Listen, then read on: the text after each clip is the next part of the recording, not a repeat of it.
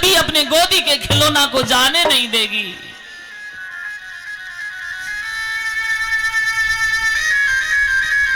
जैसे लोटा डुबाया, दशरथ ने शब्द भेदी बाण मार करके सरवण को नीचे गिरा दी। पास में आए हैं, रोने लगे। बेटा ये बहुत बुरा हुआ। एक ही जवाब दिया, बस मेरे माता पिता को पानी पिला देना।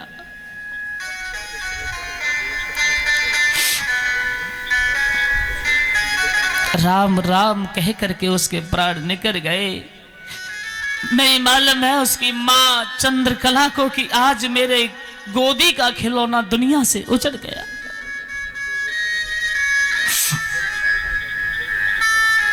लोटा लेके दशरथ चले रोते हुए। एकदम कहा, मां पानी पी लो। चंद्रकला कहने लगी, तुम कौन हो? दशरथ बोले, मैं सरवण हूं। नहीं, सरवण नहीं हो। मालूम है ना उसका बेटा किस तरह से मां का आदर करके तब कहता कि पानी पी लो। उद्यालक बोले, बोलो तुम कौन हो? नहीं, हम श्राप से भस्म कर देंगे। गिड़गिड़ाते हुए कहा, मैं आपका साला दशरथ हूं। चंद्रकला बोली, भैया तुम? हाँ। सरवण कहाँ है? दशरथ रोने लगे। तुम्हारी गोदी का खिलौना मेरे हाथ से आज दुनिया से चला गया। बेटा बेटा कह के जमीन पर गिर गई।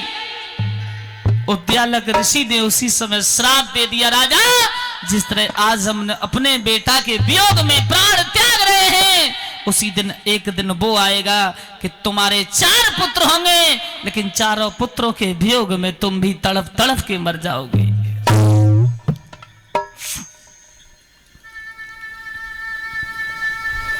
जमीन पर गिर गिर के याद करने लगी, बेटा सरवण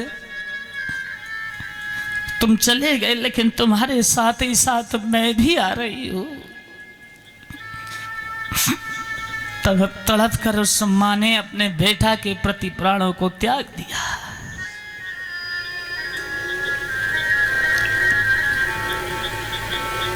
राजा दशरथ अपने बहन बहनों का दाह संस्कार करके लौट के अयोध्या चले आए।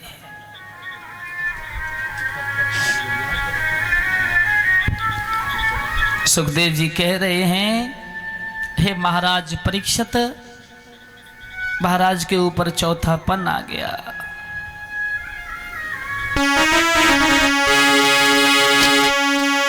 अरे बलिहारी बलिहारी समय तेरी बलिहारी बलिहारी बलिहारी समय की बलिहारी बलिहारी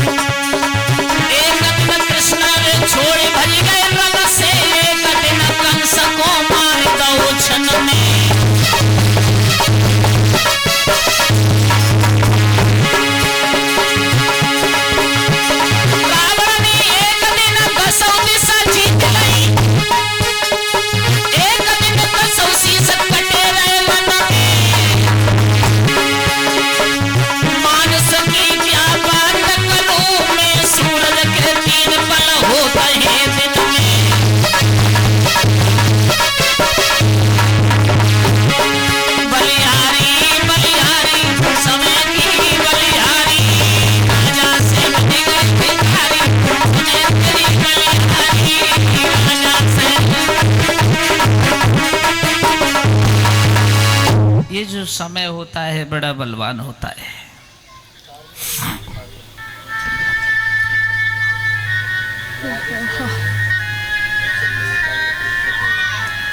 समय के चक्र के सामने किसी की नहीं चलती। ये चढ़ाव और ये उतार इंसान के जीवन में चलता रहता है। रावण ने एक दिन 10 दिशाओं को जीत लिया था। एक दिन भगवान राम ने उसे संहार किया।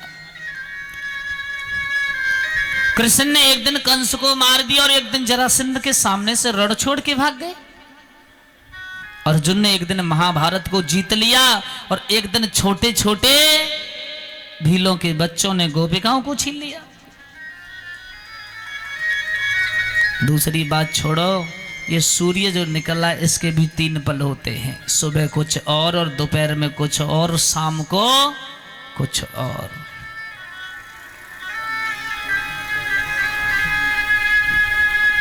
चौथा पन आ गया महाराज दशरथ के ऊपर। 3 रानियां हैं, कौशल्य, सुमित्रा और कैकेयी। लेकिन जीवन में एक भी पुत्र नहीं आया। गुरु वशिष्ठ को बुलाया। एक दिन कहा, गुरुदेव एक बात बताइए, आप हमारे कुल गुरु हैं लेकिन अभी तक हमारे घर एक भी फूल क्यों नहीं खिला? वशिष्ठ समझ गए कि राजा को बहुत बड़ी चिंता है। और वशिष्ठ ने अपने शिष्य की बात को सुनकर के देरी नहीं की।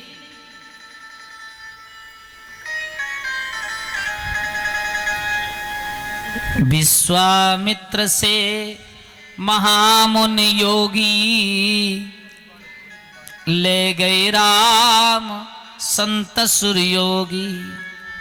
विश्वामित्र जैसे योगी भी भजन कर रहे हैं। किसके लिए? राम का अवतरण होने के लिए। कितने देवता, धरती, पृथ्वी सब यही आशा लगी है किसी तरह से भगवान का अवतार हो और इन दुष्टों का संहार हो। लेकिन वशिष्ठ ने समय देखा और समय देखते हुए कि श्रृंगी ऋषि वशिष्ठ बुलावा, पुत्र कामेष्टि यज्ञ करावा। श्रृंगी ऋषि को बुलाया और एक बहुत सुंदर यज्ञ की रचना की। और यज्ञ में से एक अग्निदेव प्रकट हुए।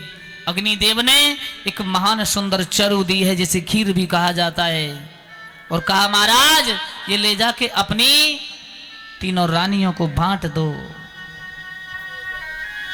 ये हबि बांट देव तुम जाई, जथा जोग विद भाग बनाई। महाराज दशरथ बड़ी खुशी के साथ लेके गए कि अरध भाग्य कौशल्य दीना और उभय भागी आधा कर लीना। आधा जो भाग है कौशल्या को दे दिया, आधे में से आधा करके महारानी कैकेयी और सुमित्रा को दे दिया। लेकिन जो रावण था ना, उसे पता चल गया कि मेरे काल की नीम लग रही है रघुकुल में। अपनी माँ कैकेयी से कहने लगा, माँ अब तू मेरी थोड़ी सी सहायता कर दे। अरे, और माँ पिता के लिए क्या नहीं कर सकती? माँ पुत्र के लिए क्या नहीं कर सकती?